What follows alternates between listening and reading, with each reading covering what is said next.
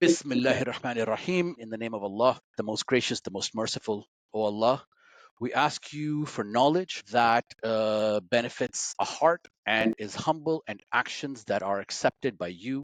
Guide our words, our intentions, and our reflections so that they may bring benefit and unity to all who listen. Assalamu alaikum wa rahmatullahi wa barakatuhu. Welcome to another episode of You Tell Me, a Canadian Muslim podcast.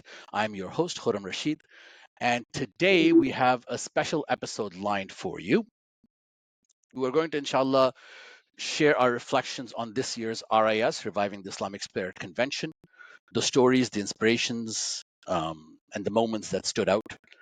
Joining me today, alhamdulillah, are some wonderful friends and fellow attendees who will bring their unique perspectives to the conversation. We hope you enjoy this discussion as much as we enjoyed being part of the convention overall. So for my guests today, or my friends today, first, we have Riaz Murad, Mera Bhai, my fellow fatty, and by far my favorite Mehman in all the lands. He's a director of My Rec Center. It's a community organization based in Milton, focusing on youth empowerment through sports and education. According to his own words, he's a nobody at ICCM, just a volunteer, a tech consultant by profession, and a royal pain in my behind. He's a great dad of two amazing little girls. He also has a son who's I was gonna say. He's okay. He's fine. Okay, this is nothing to write about, but he's okay. Yes.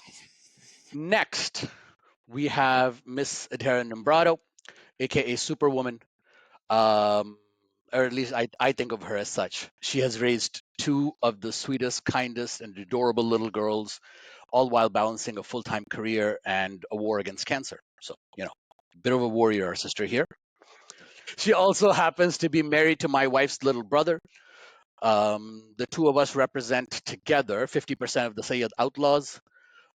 Since I have seniority over her by a few years, she makes all her Susral-related decisions based on a very simple rule, WWKD, what would Khurram do? Welcome to the podcast, Adhara.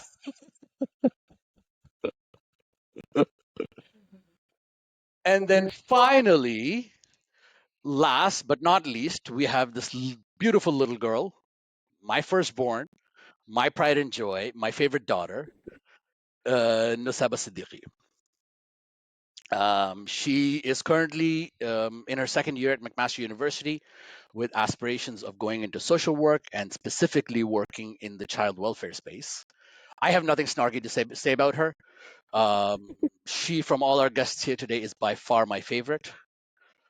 Welcome, everybody. Thank you for being here. I thoroughly appreciate your involvement here today. Thank you for the Thank intro. you. Adhara, let me start with you. Okay. And I want as many details as you are possibly willing to share. How was your RIS ticket purchasing experience this year? Are we talking about? I don't know what we we're are. talking about. I don't think what we're talking about. It was a pointed question. Okay. I just think it's an interesting question to ask. I know of no other details.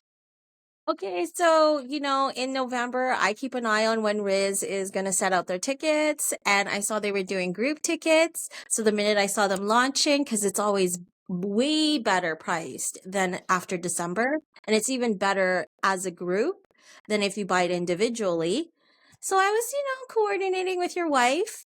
We got everybody's ticket, but I said, you know what? I'm going to buy my kids separately because it's still better to buy separate kids tickets. And get to RIS, and I realized I never bought their tickets. And when I get there, the lady goes, I cannot find your name. I cannot find your husband's name. I cannot find your daughter's name. And I was begging her, please let me buy 2 kids' tickets. And she was like, we're sold out. And I literally was like running between one on-site registration to the online registration to the on-site registration. And I called Bina and was like, something happened and things are going down right now. And I actually heard that your wife was willing to sacrifice her RIS tickets.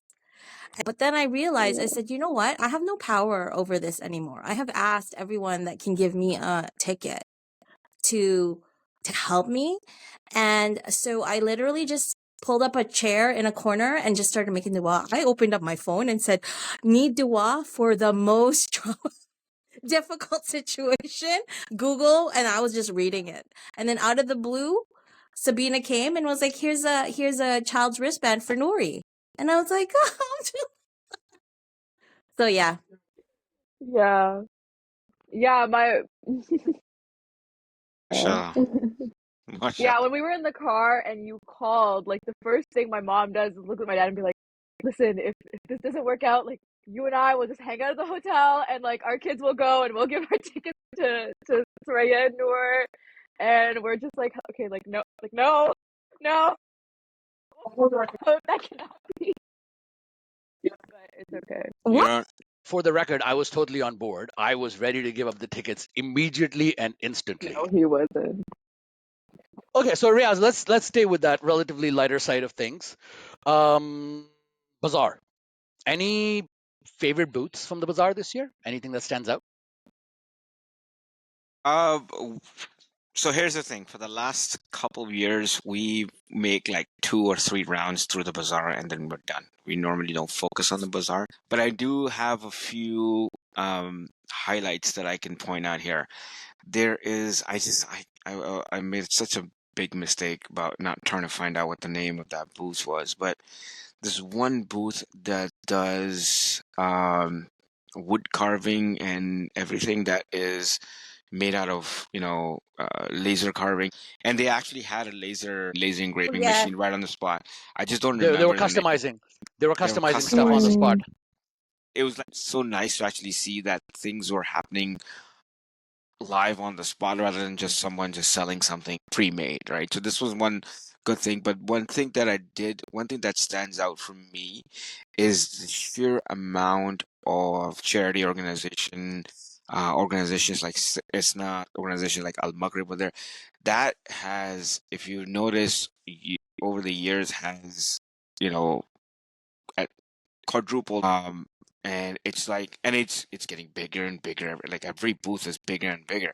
Like I'm a frequent visitor to the HCI booth because I work with them. Their booth is bigger. Did you guys actually see the HCI Batman? Tell me you guys saw Yeah. Yeah, HCI Batman. I did. Yeah. So that's Fazil, mashallah, splendid volunteer for them. And Hassan Wadi, obviously the director there. So many other organizations were there. I'm just like Muslims around the world.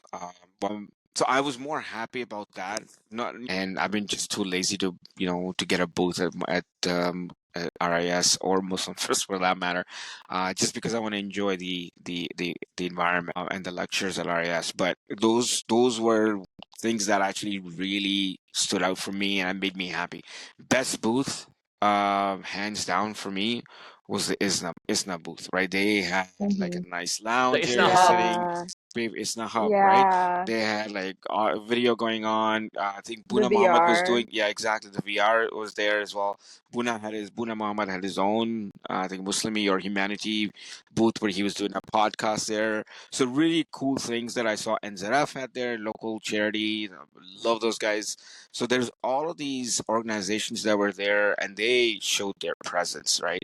And they went all out. I think Muslim Hands had their, and another organization had a punching machine, and all you hear every 3 minutes was pow, right? And you would like for the first few times, I was like, every time I heard that noise, I would turn around like if somebody fell or something fell, or something else happened, God forbid. But like it was good to see that like there was some activities that was going on. So when it comes to the Bazaar, Nusaibah, how would you describe the vibe of the Bazaar? Did you see any specific themes or any patterns um, of what the Bazaar represented to you? I mean, from what I was looking for, like I was going to all the like hijab and jewelry and makeup, that kind of stuff. And I feel like the only thing that I noticed was that it was definitely very up to date with like trends and fashion and everything. I feel like it really like well represented. I didn't feel like I was going through and I wasn't finding things that were of interest to me or that weren't following trends and that things that people weren't going to be interested in. I felt like it was very modern, very fashionable, very useful. The only thing I actually went there looking for jewelry, but the two jewelry brands that are always there that I love weren't there, Nominal and Zudo. They weren't there, but there was other stuff that I was able to look at. But I agree a lot with Rajat. I feel like there were a lot of charities. I feel like there were way more charities than there were last year, Right. which was really awesome to see. Right. So one of the criticisms that the RIS Bazaar does get from time to time is Mm-hmm. that they have the same vendors every single year, Mm-hmm. right? There's not a lot of Mm-hmm. turnover. There's not a lot of change. A lot of people have shared that criticism of the RIS Bazaar. So, Adhara, I guess let me go to you. And I genuinely do not remember how much time you spent in the bazaar. So I'm going to ask the question regardless. Did you see anything that you found new or different, or was it just more of the same for you? Okay. For that question, it depends on what you're looking for. So Yeah. the store wise, I always find every year there's a ton of turnover with different stores. But if you're looking for product specific, you're always going to find the hijabs, you're always going to find the abaya sellers. You're going to find the heavy hitters like halal socks and all of that. And you're going to find the nonprofits. I think for me, when I go to the bazaar, I have one major thing in mind. Actually two. The first is for me, it's like my sadka, like level up because there's so many nonprofits in one location. Last year, I think they did it even better because you know how at some masjids there's those stands where you could literally just interact, put your card on it, and it will Mm-hmm. debit your account, your cash account, not your credit card. It'll do your credit card too.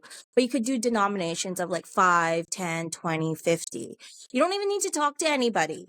You just pass by this like little stand, and then I did that all last year. This year, I maybe found two. And I was telling everybody, and so I felt like a little bit limited this year when it came to donating because I don't bring cash with me, right? But last year I felt like I was just passing by booths and like I was like, "Woo, built a masjid, woo," like whatever my measly cash would do. But that's how I felt like, right? And then this year, the other thing that I always do is I try to find something unique, and there was that Iman Homes and Design by Wood, like the woodworking one was amazing. He actually had a bid for a room divider, Oh yeah. and at the end of RIS, I was like, oh, 400, I'm gonna bid 450. I've got this locked down, right? Yes, I go, hey, when is this thing closing? And it was like 5:30. And he goes, oh, or no, it was 6:30. And he's like, it closes at 6:59. I'm like, I will be back at 6:58 and make sure that I win this, right? And as Ish and I were walking around, we get a call and we're like, somebody just bid. And they bid 500. What do you want to do? I'm like, yeah, we got this, 525. Like, let's go hardcore. And then, so we get to the booth and there's this lady standing there, all nonchalant, all smiling, all calm. She's like, no, you do what you got to do and I'll do what I have to do, Wow. right? And then her husband comes. And then we're like bidding. And then she goes, fine, 700. Ish looks at me and he's like, do you want this? And I was like, ooh, oh, that's more than $400. So I look Yes, at each other. We're like, 700 is definitely more than $400. My math is that good. yeah, exactly. And then so Ish and I were like, we turn around and we're like, Mubarak. We didn't even say, okay, you. And we're like, Mubarak, thanks a lot. And then we leave. We're like, woo, we saved ourselves some money. So, Yeah. Oh my God. You know what that is? Yeah. Hmm. No, that is one thing that I feel like I really like about the RIS Bazaar is I feel like if whatever you are looking for, like you will find. If you're looking for really big decor pieces in your house, you'll like super expensive, fancy, you'll find them. But if you're also looking for little trinkets and like tiny, cheaper things, like you'll find it. It's not like you have to have a certain budget or you're only able to find things. Like there's something for everybody. Alhamdulillah. No, Alhamdulillah. Jazakallah khair. So, speaking of the bazaar, I'm glad that there was a little bit of everything for everyone. And I agree with Mm-hmm. Riaz that there was a lot of humanitarian and charity based booths there as well. I also found it very interesting that there was a lot more, or at the very least, at least I noticed that there were a lot more social issues kind of booths. I want to say I saw at least 3 or 4 booths just focused on mental health. There were at least 2 on food Mm-hmm. banks, around food banks. Obviously, Nisa Foundation was there from a domestic abuse perspective. There were a few good ones when it came to uh, knowledge and education. I know Qalam Institute had a booth there as well.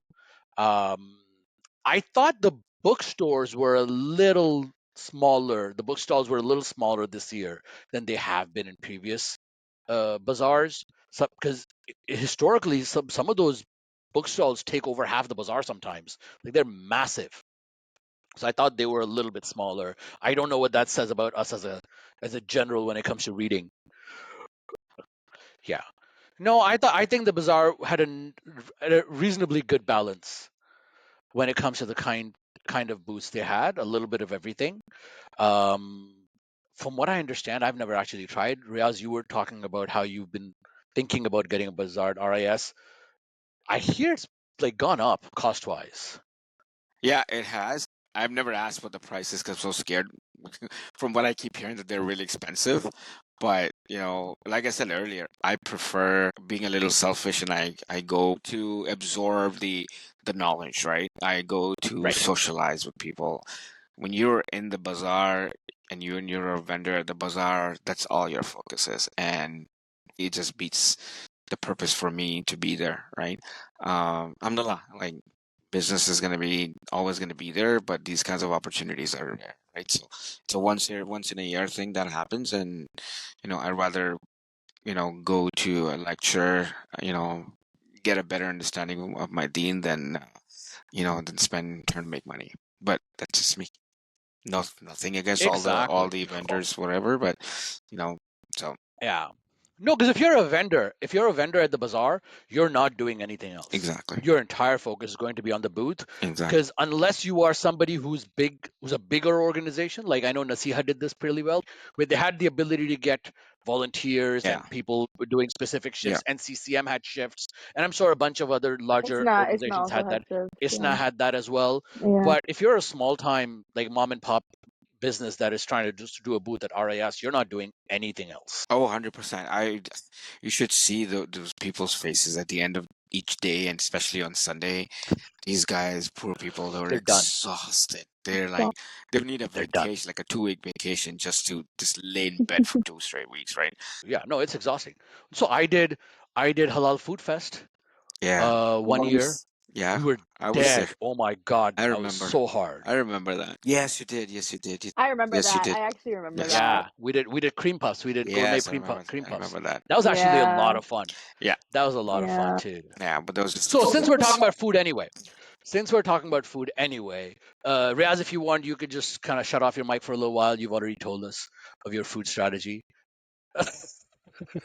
I don't have a mute button on my mic, so Exactly. Oh no, I've got a mute for you. I can mute you from here. That I love this control, by the way. Being able to mute Riaz, it's a dream. It's a dream. don't Um. don't show that mute button to my wife, please. So let me ask a non Riz Bazaar question. Generally, what was everybody's food strategy? Did you guys typically end up having more meals at the convention, or did you end up getting meals from outside more so? Let's I go with mean, Adhara from first. our family, we Yeah, I okay. already know about our family. Adhara, you go first. Yeah. Listen, I let Like my kids loose. I let my kids loose with some cash, and I said, listen, you weave through those bazaars and you find food and you make yourself happy. So I think I saw them eat like 5 or 6 ice cream cones, and I was like, okay, they're surviving. But there was actually there was a maze this year. The food really represented Al Masrai was there, Sumac, there was like RJ Roadhouse. But I think everyone slept on this one called What a Yeah. Jerk, which was at the very, very end. Nobody knew it was there because when the lineups build, you can't see that there's something there. But the food was divine. It was amazing. Like jerk chicken, patties. We went to What a Jerk as well, and we again same no lineup, great food. But when I was talking to him, he was a little frustrated with his level of sales just because he got stuck in that corner.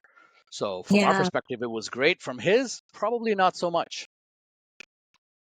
right? And then everybody else, just the lineups were insane. So our policy was we were going to deal with dinner at the RAS food court, but lunches were both from outside. So the first day we walked over to the north building and went and got the food truck hot dogs, which are a family favorite of ours. And then day two, I think we Ubered it, right?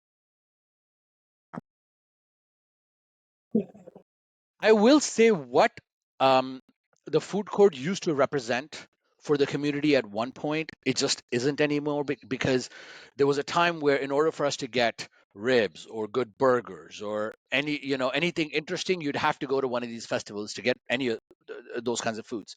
Now, alhamdulillah, we are so spoiled living in the GTA that's available to us year round. So the foods at the festivals just aren't going to have that attraction. Mm. Um, Yeah, like there I used feel to be like like an excitement to like waiting in line and being like, oh, we're gonna get like these amazing burgers or this amazing food, but it's like now it's just like waiting in line for sustenance. Pretty for much. sustenance, exactly. Yeah, But yeah. yeah, The food itself is not that exciting anymore. it's just food. Like Yeah. It's just just food, food. exactly. All right. I think we've done enough of the lighter side. Let's talk a little bit about. Let's move over to the lectures a little bit. So, Nisaba, why don't I start with you? Who would you say was your favorite speaker of the weekend? Did you have one? So my favorite speaker was yeah, I did. So my favorite speaker, I think on like a personal level, who resonated the most with me was Chef Mikhail Smith. Um, we saw yeah, I think we he did two talks, I think. One Hmm. in the morning on Saturday, and it was I feel like it was just he talked about what did he talk about? He talked about a few things. He talked about like death and how, um death in from an Islamic perspective should almost like excite us, being like, oh, like we should be excited for akhira, and putting something forward towards akhira. And I feel like that just really really resonated with me. And he also, I feel like the way that he talks is it like from a youth perspective, like I feel like he's really good at talking to the youth. um he's very engaging, very interesting. And then I feel like from a community based perspective, my favorite session was it was a panel discussion on spiritual abuse, and it was Rania Awad, Khalid Latif, Bilal Asad, and Aisha Prime.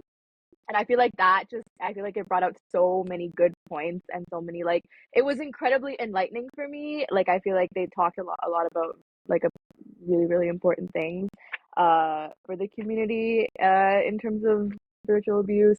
Right. And So, actually, I want to talk about that session a little bit longer because that was a really crucial session. Coming back to the Mikhail Smith sessions, obviously mhm, he was from, I want to say Saturday morning Heart series is when I think all three of us were yeah, probably in there, and mhm, I agree with you. That was a pretty amazing discussion. It was exactly about the whole temporary nature of life. Like I remember he said something along the lines of when yeah, you realize that this life is temporary or temporal, you begin to see its true value, right? Not as an end, but as a mhm, means to mhm, something greater. And I feel like that was yeah, the crux of his as a means entire. to an end. Yeah. Yeah. So it's a conversation that I feel like he really emphasized, and he spoke about developing a comfort within our gatherings to be able to talk about death more frequently because it doesn't have to be a morbid Mhm, topic. It's actually the mhm, concept of remembering home, right? So when you talk about mhm, death, you talk about it in a longing, in a loving, in a missing kind of a tone. We're saying, okay, we want to mhm, remember where we are going back to rather than the sadness of leaving the dunya, mhm, right? So I feel like mhm. he framed it really nicely. Um, I love that one, the entire Heart series. So, Riaz, I don't know if you got to attend any of the morning sessions. The three of No. us We label ourselves the morning crew.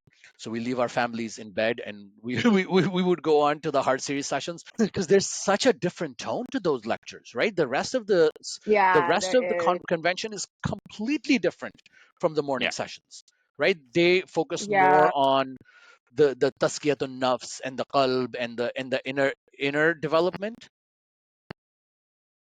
Hmm. They talk about it from that perspective. And the later part of the convention generally Yeah. end up talking about more external factors, right? The social justice aspect of it, or the educational aspect of it, or whatever else it might be. Yeah. Very valuable. No, no discounting that. But the morning sessions have a completely different tone. Adhara, actually, let me ask you, how did you find the balance of the lectures this year? Obviously, last year, understandably, we had just gone through the whole October 7th situation. It was very Palestine heavy. It was very social justice heavy. It was very advocacy heavy. I thought this year was much more balanced. How did you find it? Yeah, I actually thought this year was more balanced and with focusing on internally. And then there was social justice issues for sure. But then there was also political. That wasn't really like, social justice and politics can meld, but sometimes some of it you can do on your own. And then the politics is all like, this is the community, community, community. So I really enjoyed it. But I love the Heart series. That's the one, like, I'm in the morning and that's my jam. So yeah, I like the balance for sure. Alhamdulillah. Yeah, like Jazakallah. I felt like the morning sessions, like I could really like take, like I felt like I was learning, like I was actually like being able to take concepts that I could apply in my everyday life and use, and it really reframed the way that I thought about certain things. Yeah. And Sheikh Ninawi said something which kind of like stuck with me. And I thought, Hmm. wow, this is so cool. He was like, I'm not sure, but there's something that tells me that Allah is pleased with everyone here. And he's like, how many people made intention to come to this 10 o'clock morning session and are not here? Because if you looked at the crowd, it's the sparsest Yeah. crowd compared to the afternoon, evening. And Hmm. then he goes, so Allah has invited you here.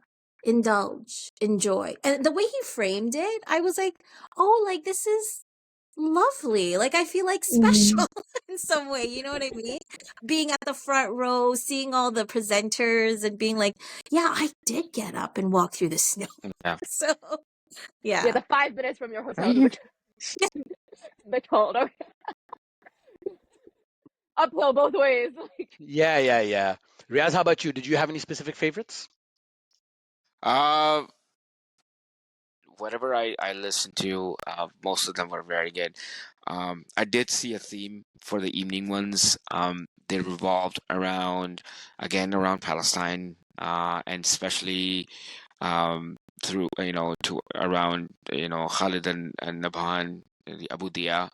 That theme was there, and I think Yeah. the speakers did a fantastic job of working that in their talks, and showing him as a symbol of not only just resilience, but also a symbol of patience and love for Allah, for his deen, for Palestine, and for the children, right? So this was a fantastic way some of these speakers, especially Yasser Qadi, did that, Bilal Asad did that, Aisha Prime did that, so many of the speakers did that.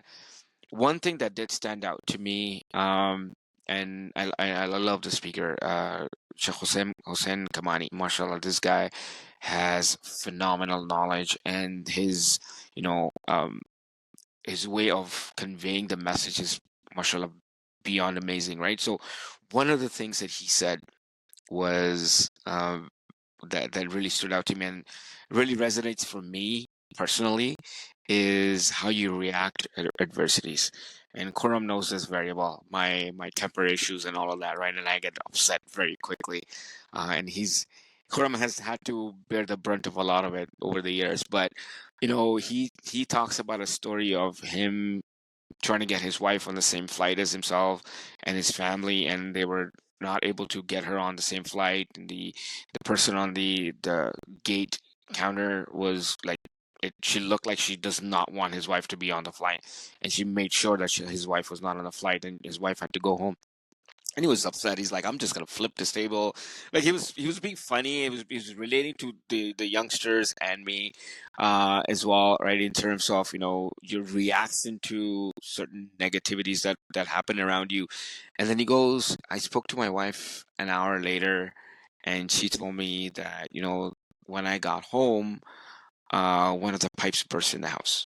So our house had started to flood, and she's like, she got there just in time to contain the damage as best as she could. Because if they had not come back for another week because he's at the knowledge retreat, this house would have been destroyed, right? So he's like, that is to me, an indication of how Allah subhanahu wa ta'ala um, plans things for us, and how we take certain things and adversities for granted, right?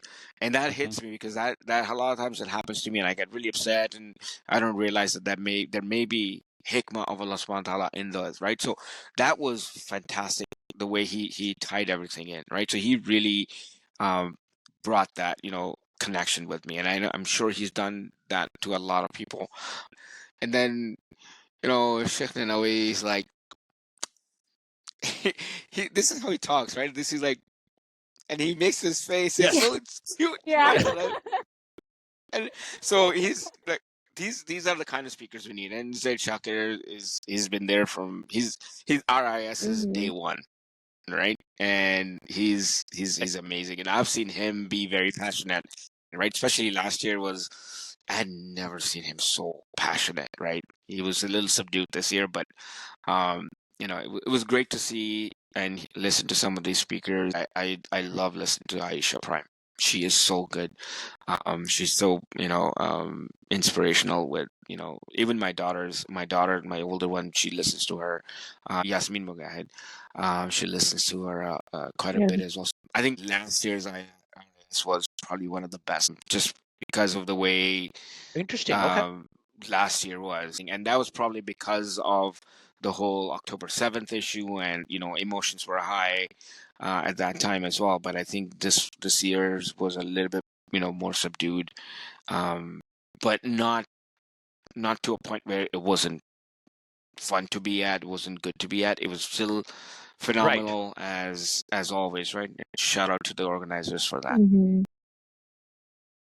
So I feel like, and I get your point about the very fiery nature of last year's, because there was a lot of advocacy, a lot of social justice discussions, and this year was a little bit more on more balanced. So I feel like for me, it's that shift is what I think made this one better, right? And just a perspective thing Yeah, is it's literally just sure, is that sure. same subdued nature that you're talking about, that for me I thought this one was even more impactful. So the two that really stand out for me, one was Ustada Yasmin Mogahid.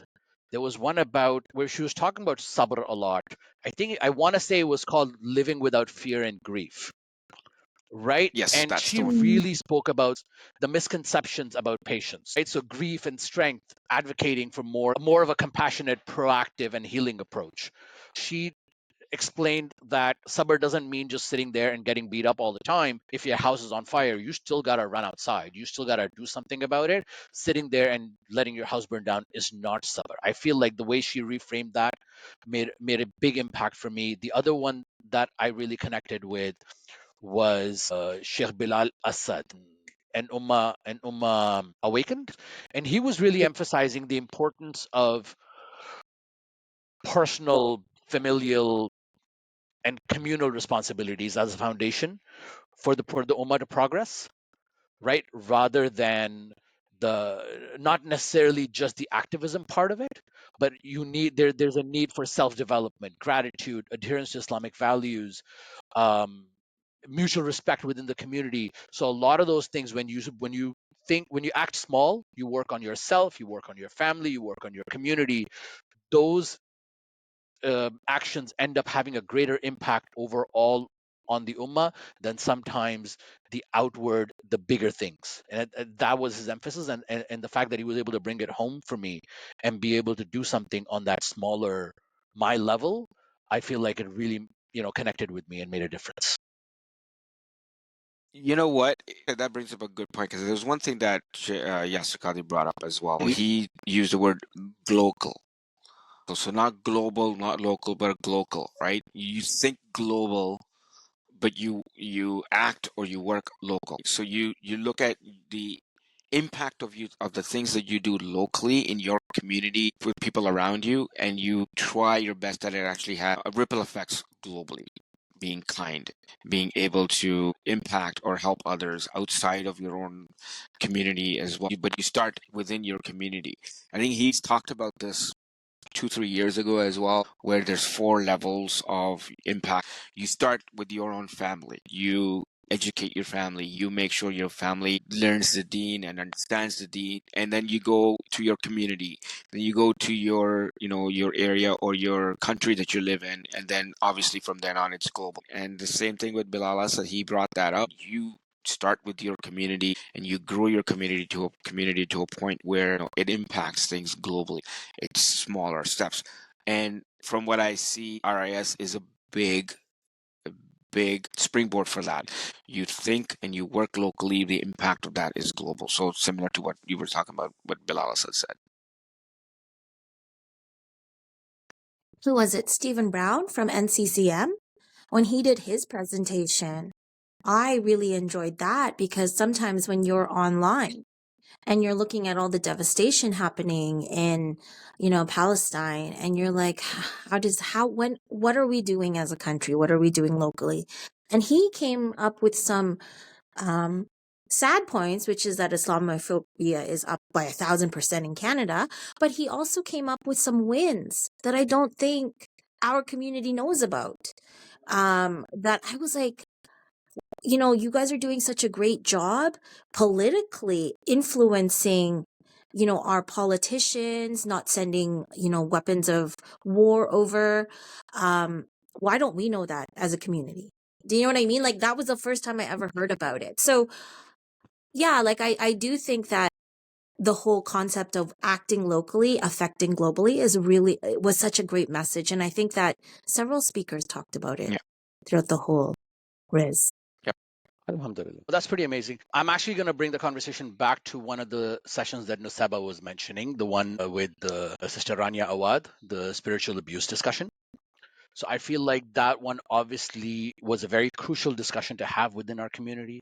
I think the speakers at this lecture did a wonderful job of not naming any names of who they were talking about, even though everybody knew who they were talking about. So, inshallah, we'll adopt the same policy of not naming any names. So, my question, and let me start with the two women in the group here. Were you both there for that session? I know Nusaibah was. I Yeah. was Adhara, were not. you there? You Okay. weren't there?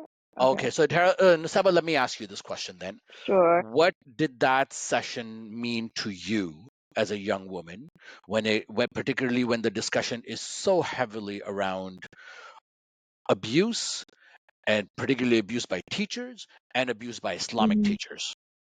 hmm So it meant a lot to me. It meant a lot to me in the sense that I feel like it validated a lot of my feelings about that topic. I in the sense that like I on a personal level obviously believe that any kind of abuse of authority is wrong. But also hearing that on a stage with scholars and the fact that they were just really like in the beginning of the session, Aisha Prime like asked the panelists to define spiritual abuse, and in that they made it a point to be like to include in that definition, yes, spiritual abuse is unequivocally inexcusable. It's wrong no matter which way you turn it. They were talking about like making sure not to intellectualize it and like making sure that the fact that it is incorrect is included in the definition. So that I feel like was very validating for me. I feel like it was also incredibly enlightening because when we talk about, especially when it comes to scholars and people who we go to for knowledge, regardless of how good of a speaker they are, if they abuse their position, like we as a community have to acknowledge the fact that they cannot do the job that they have been given. They cannot respect the power and influence that they have been given. Like you can't be giving these people a platform, regardless of how well they speak or regardless of whatever they say. Having influence and power within a community is an incredibly fragile role, and if they abuse that role, you don't get another platform. Like there, because there's such a huge conversation of, okay, yeah, like they're good speakers, we should forgive them or we should give them a second chance. That needs to be reassessed because of the fact that we now see, like, regardless of how good of speakers they are, we now see that they are incapable of doing the job that they've been given. And so giving them a platform would be like giving, like, Khalid Latif used the example of, if I were to give a spiritual or abuser like a platform again, it would be the same thing as giving a heroin addict like if they were to ask, oh, I just want one more hit, giving them heroin would be like the equivalent. So it meant a lot to me in terms of like validating my own feelings, and then also like establishing the way that we as a community should be addressing these issues. Alhamdulillah, Alhamdulillah, very well put. Thank you very much for that. I feel like, if honestly, if that is something that they did a good enough job for you to internalize that, then inshallah, every young person, and I'm not going to say necessarily every young woman, because yes, there's abuse that affects young men as well, or young boys as well. So every young person, particularly young person, but anyone who may be at any risk of being exposed to any of these kinds of situations, I hope they were able to internalize it in that way as well. And actually, it may give them the strength to go out into the world and be able to function and continue to learn. For me, in all honesty, for me, the most important thing is that session happened. Yeah. Right? The fact that they decided to actually address that, and they do that session, that was probably the most important thing. The fact that they did a good job was just all bonus, really, at that point in time. And oh, they were so well prepared. It's not only that they chose the right speakers, it's not only that they tackled the discussion very eloquently and in a very respectable manner. They announced right at the beginning, Ustada Aisha Prime mentioned this right off the top. This is a difficult topic, and some people may struggle with this. So we have counselors that we've already brought in. They're sitting in the front row. So if you're struggling with this, come on up after the session, and somebody will talk to you about it. Like, they were prepared beforehand. And I like Aisha love that they Prime, did that. Oh, she that's mentioned that amazing. like over and over within the session, like every few minutes, every few points, she would be like, okay, yeah, like if anyone was being triggered by any of this content, we have professionals like come up at the end of the session, and you can speak to them. One of the other things that I really appreciated about the session is the fact that they discussed like in detail like signs, like they defined like red flags that people should be looking for, um from the perspective of a victim and also from the perspective of an abuser, like being able to internalize and looking at yourself and say, like, if like do I have it by if you have a position, if you're in a position of power, like recognizing when you may be abusing that power, whether or the way that you're thinking about it. And then they also talked about the different types of abuse. Like it was not just sexual abuse. Like they were talking about financial abuse, emotional abuse, like all those different kinds of things, and taking it away from just sexual or physical. Which I also feel like was really, really important, because a lot of, like, you wouldn't even think, honestly, I feel like a lot of people wouldn't even think that they're like that an authority figure is abusing their power unless it's sexual or physical. Right, Yeah. right. And I will say this, and this is not a comment on RIS, because everything that they've done their part. They addressed the topic. They've got the right speakers. The speakers prepared very well. They've done it. Where I feel like we're lacking, and this is on us, the rest of us, the rest of the community, is that conversation at RIS isn't going to cut it. It's not enough, right? It's a All right, beginning. that It's a that start. room that room had what? Somewhere between 5 to 10,000 people, right? The GTA is probably 3 million Muslims, right? Yeah. So if we can't use that as a launch pad and start having those conversations everywhere, it's not going to end up having the result that you're hoping that it will have, right? I would love it if this was a topic, obviously not everyone, but every once in a while. I would love it if this was a Jummah khutbah topic. And it would be a difficult one. It would be a challenging one for the imam. I have respect for that. I'm not saying anybody can handle it. It's something that needs to have a very specific perspective. But I really hope that our masajid and our institutions, as well as our leaders, step up and start having these conversations more frequently. Because without that, it's not going to change anything. Yeah, that's a good point. I mean, like, that topic is like it was trending online. That's how I learned about all of this stuff. I didn't learn Right. about it at the masjid or at Riz. It was just the Exactly. different short stories that were happening. And it wasn't a guided conversation. It was an algorithmic conversation where I just Yeah. started seeing all these stories and I was like, who's this? What's happening? What's going on here? And it Right. would be nice, definitely, Yeah. if our community would address it at a local level Yeah. Mhm. Exactly. and so And that we can take action as needed. Because when the mhm. algorithm does it, all the algorithm does is tells you that this happened. Exactly. Right? It's not giving you any information on, well, what happened? What was the context? How does this affect you? How should you deal with it? How should you prepare for it? Blah blah blah. It doesn't do any of Yeah. that. Yeah. And But I the feel like good, that was, yeah. go ahead, Nusaibah. Yeah. I was like, I feel like that was one of the biggest things why it was so important to me that this talk happened, is that, and why it validated my own feelings so much, is because you have like like scholars, people of knowledge that are actually establishing like this is what it is, like telling you how it is, you know? And so you don't have to go on being like questioning yourself or questioning what you feel or questioning what you see, and you know how to approach the situation. Yeah. I was going to Alhamdulillah. say the good thing about what I've seen online, because I didn't go to the presentation, is that there have been very well learned scholars and schools and who, no matter what the situation was, they took the right stand, right? They spoke up against the abuse that was going on. So it wasn't like a cover up.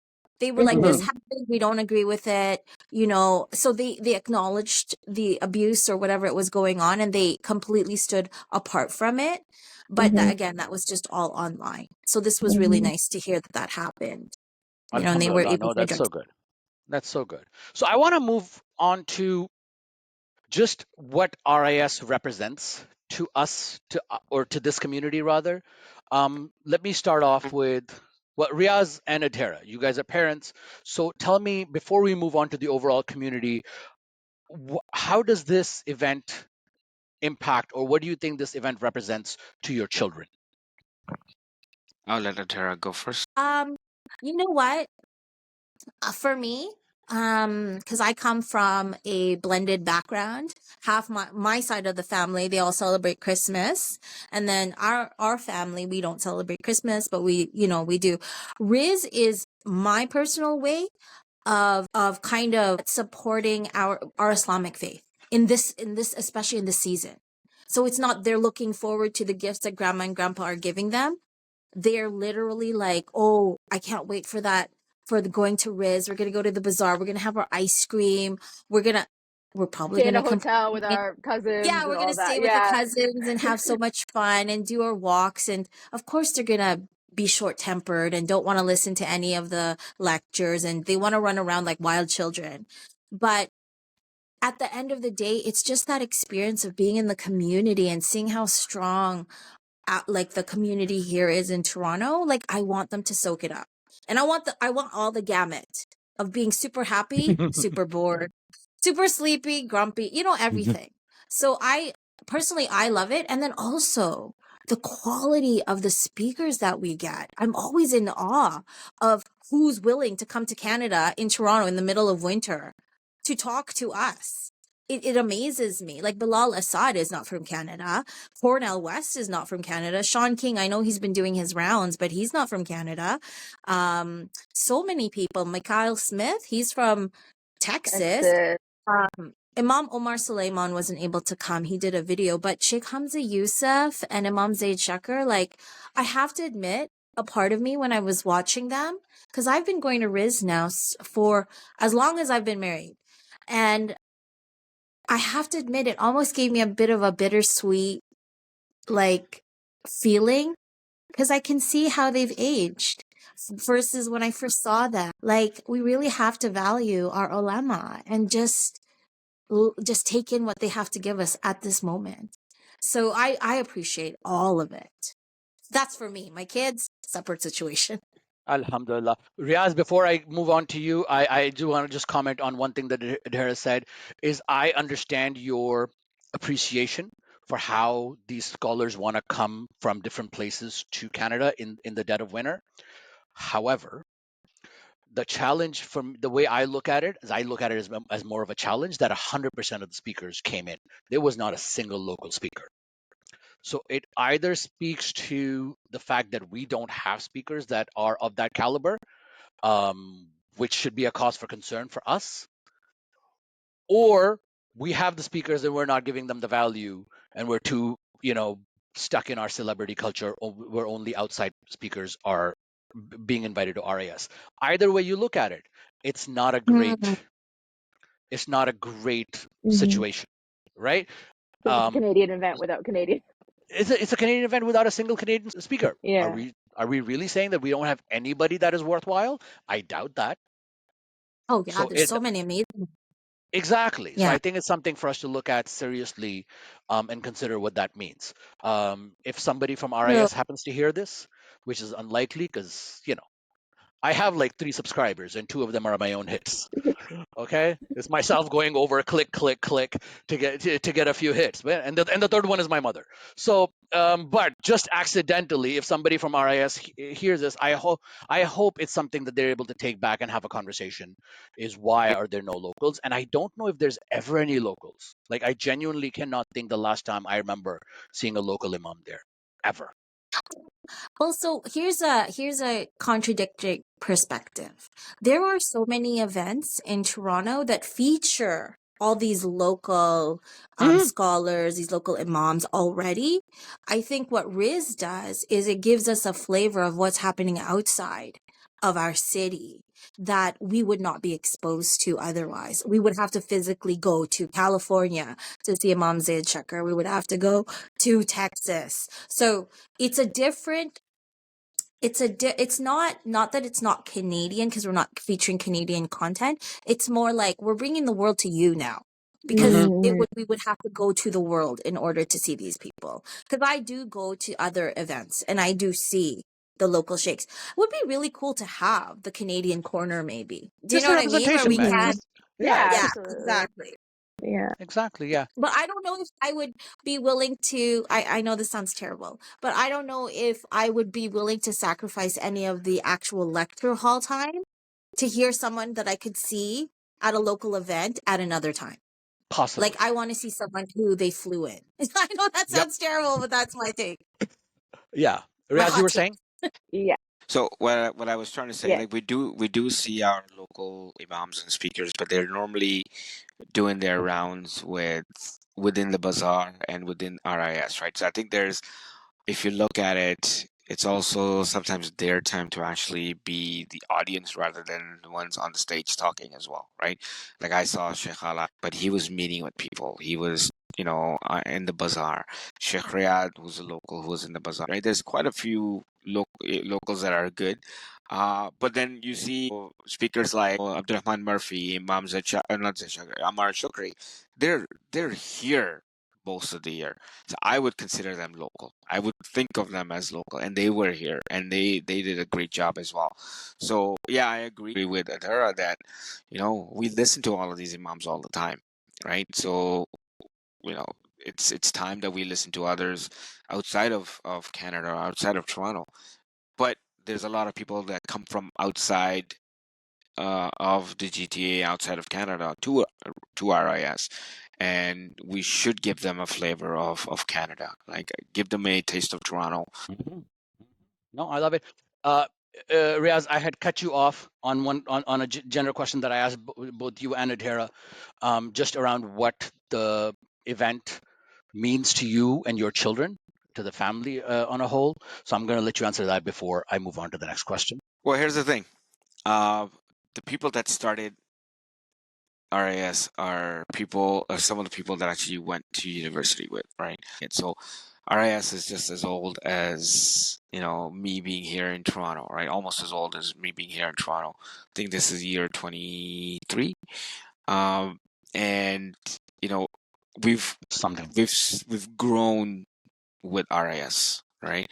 And as Adara said, that some of these speakers we've seen them come so many years, and you see them age, and we need to cherish them for however long they're going to be around us. But for me, it's always personal to come to RIS because one, it enriches my spiritual self, but also it's people that I know that have worked so hard over the years to bring this to the to the community.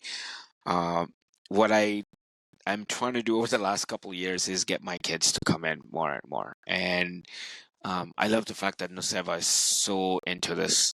Um, the last couple of years that I've seen her as well, and my Fatima, she's only 15, but she's starting to now get into that feel of wanting to come to RIS. She's now looking forward to RIS every year. My little one, Marwa, she's only 8. She wants to come and see her friends, but what better way to meet your friends and hang out with your friends at than a place like RIS where you know it gives them a sense of belonging, a sense of community with like-minded people, with people of your faith. She's still a kid; she's not understanding a lot of these things, but she wants to come. Fatima is actually listening to the lecture; she's paying attention. Marwa is just hanging out, but it it it it makes me feel happy to actually seeing that my kids are now wanting to come to RIS. And then as a parent, you would want even like a 5 minute of penetration in their minds about of something about the Deen is more than enough. Is worth it, right? So it's just having them here itself doesn't matter if they're listening to lectures or if they're going to lectures or not.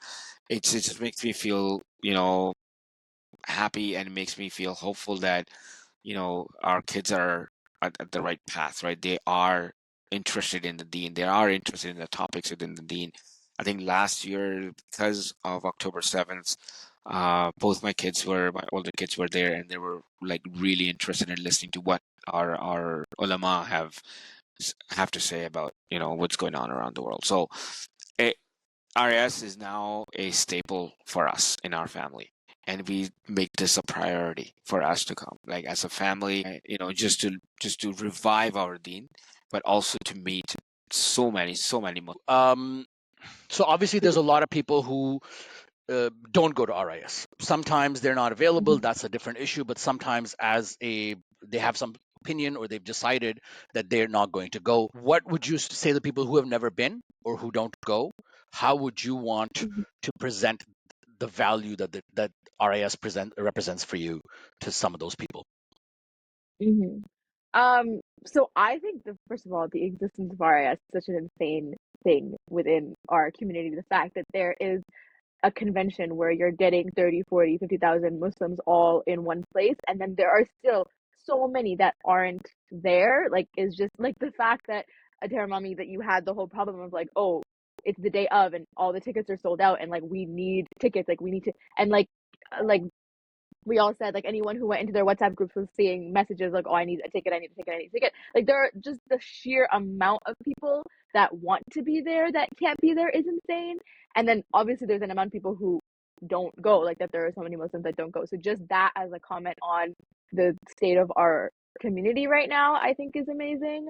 So I mean, in terms of people who have decided that they don't want to go, like, obviously I don't know everybody's reasons, but I have heard the reason of like, oh, like the crowd, oh, I don't like the crowds, or there's too many people. Like, in my head, that's such an, like, I mean, I guess for people who are maybe older, who have a condition or whatever, for whatever reason, the crowd is like an issue. That's fine, but like, I think just the idea in itself of like, oh, there's too many people, or it's like, I feel like that's such a blessing. Like, it's a blessing in disguise of the Yeah. fact that like, yeah, like I'm in an area where there is just so many Muslims and I'm surrounded by so much community, that I personally would not think of that as a valid excuse to be like, I'm not gonna go. Like, I'm not gonna go because there's too much Islamic spirit, there's too much Muslims in one place, like I feel like you should be able to see the blessing in that, like be able to be like, wow, like I want to go be in this place where there are 30, 40,000 Muslims all together. So just that, like, the collection of community is amazing, and I think that brings a lot of value. Just being there is such a valuable thing in itself. And then also, obviously, you know I don't know, like you have the Bazaar where there's just so much shopping and there's so much like you're supporting like Muslim owned businesses, I think is amazing. And then there's the lectures and you're gaining knowledge and you're contributing to so much and you're also gaining so much. And it's, I feel like whoever you are, you're gonna get out of it what you give, like giving your own presence is so important. And like if you are just there, if you don't go to a single lecture and you just, I swear to God, if you just sit in like the lobby or whatever, you're still gonna get something. You're gonna get the feeling of being around all these Muslims and it's gonna be amazing. And then if you attend the lectures and you walk around the bazaar, you're gonna get more out of it. So I feel like with RIS and with conventions like these, like you get out of it what you give. Alhamdulillah. Jazakallah khair. Thank you very much. That was absolutely amazing. Before I start wrapping things up, any Mm-hmm. general comments that any of you would like to make about the conference, about the bazaar, about the food, about the state of the community and the ummah and what RIS means for that, please feel welcome. So, Okay. Honestly, okay, I'll extend on my point of what I was saying before about getting out of RAS what you give, and I'll speak from a completely like a very, very personal place in terms of that. Before I went to RAS, like I was like I'm wearing hijab right now, but I was not a hijabi. I went to RIS and I wore hijab every single day of it and I got used to it and I came out of it being like I don't want to take it off. So like I feel like just being there and being around like so many hijabis and so many Muslims, and I got the feeling of like being able to go shopping and buying hijabs and all of that was such an insane, like it meant so much to me that I was able to like come out of it being like I want to extend this into my everyday life. I don't want to give this part up that I got out of just being there and like going, like physically just going, and so that was another thing that I feel like added a lot to the value, like that makes RIS mean so much to me, like on a personal level. Alhamdulillah. Adhara? I think there's a couple things. One is just to comment on what Nusaibah said about how some people, they just are not interested in RIS. I think part of that might be a price barrier, right? The tickets are expensive. Coming to RIS, paying for parking, it can be expensive. And I know there's so many people who would love to come to the conference. But if you bring a family of 5, 6, 7, even 4, you're spending a good amount of money. So I definitely understand why some people aren't able to come. And, inshallah, there will be a way to get more. I would love it if RIS could grow. Like, I would love to see us not just use the same old halls, but literally get a bigger part of the MTCC and do, because you know what? They're good at what they do now, but I would love to see them challenge themselves because there is now, like Nisaba said it, everybody's asking for extra tickets. It was sold out. And it's been like that now for the past 3 years, I think, that it's been sold out.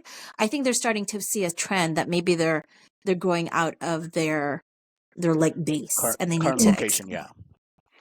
yeah, and I think for RIS, may Allah continue to guide our community and the people who run RIS and make it successful because I truly enjoy it. It's one of the highlights of the year for me.